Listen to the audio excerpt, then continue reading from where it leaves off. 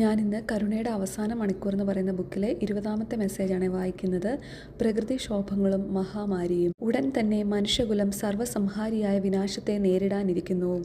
അതിൻ്റെ ആദ്യ അടയാളങ്ങൾ യുദ്ധം, അക്രമം, അരാജകത്വം എന്നിവയാണ്. തുടർന്ന് മഴ പെയ്യാത്തതിനാൽ ഉണ്ടാകുന്ന വരൾച്ചയും ക്ഷാമവും സ്ഥിതിഗതികൾ കൂടുതൽ രൂക്ഷമാക്കും. വരൾച്ചയുണ്ടാകുമ്പോൾ സ്വാഭാവികമായും കാട്ടുതീയുണ്ടാകും. അതിനുശേഷം പ്രളയമുണ്ടാകും. വരൾച്ച, ക്ഷാമം, അഗ്നി, പ്രളയം ഇത് നാലും സ്വഭാവത്താൽ തന്നെ ഒരുമിച്ച് സംഭവിക്കുന്നു. ഭൂകമ്പത്തിനും മറ്റു പ്രകൃതിക്ഷോഭങ്ങൾക്കും ശേഷം ക്ഷാമം ഉണ്ടാകുമെന്ന് ഞാൻ നേരത്തെ തന്നെ പ്രവചിച്ചിരുന്നല്ലോ. ഈ യുഗത്തിൻ്റെ അന്ത്യം അടുക്കുംതോറും ഭൂകമ്പവും മറ്റു പ്രകൃതിക്ഷോഭങ്ങളും വർദ്ധിക്കുക തന്നെ ചെയ്യും എന്ന സത്യം ഞാൻ നിന്നോട് പറയട്ടെ. തുടർന്ന് മഹാമാരികൾ പ്രത്യക്ഷപ്പെടും. പകർച്ചവ്യാധികളും മഹാമാരികളും ഇപ്പോൾ തന്നെ പൊട്ടിപ്പുറപ്പെട്ടു കഴിഞ്ഞു.